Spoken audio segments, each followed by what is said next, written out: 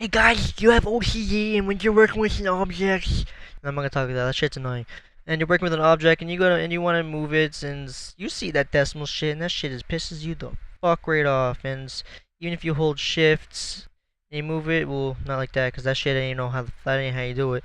When you hold shift and then move it, it still moves it around, but analog sound, but it's not exactly.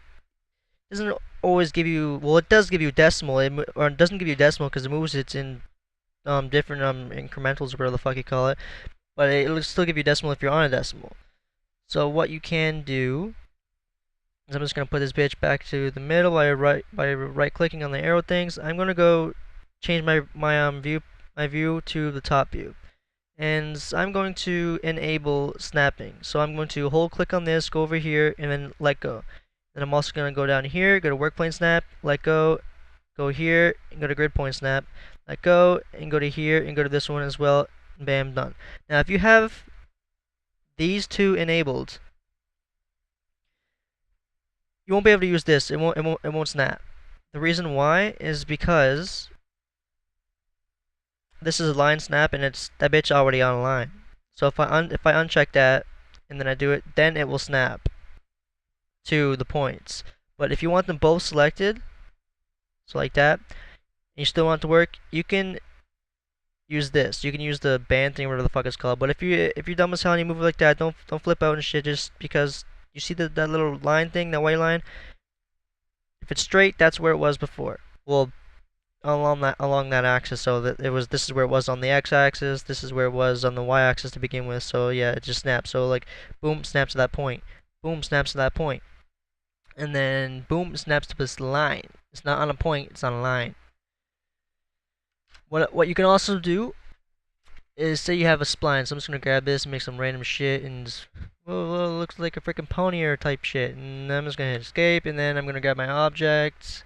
I'm going to enable the spline snap. I'm gonna select it again, go to the move tool, and I'm gonna move that bitch, and bam, snaps right onto that bitch right there, right on the spline.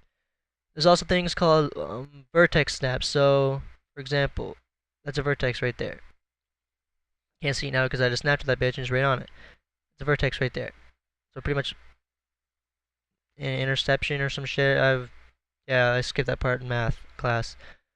You can also snap to edges, which I believe is just like another object. So I'm just gonna grab this bitch, move around. So I'm gonna grab the original one, and you can't even see that.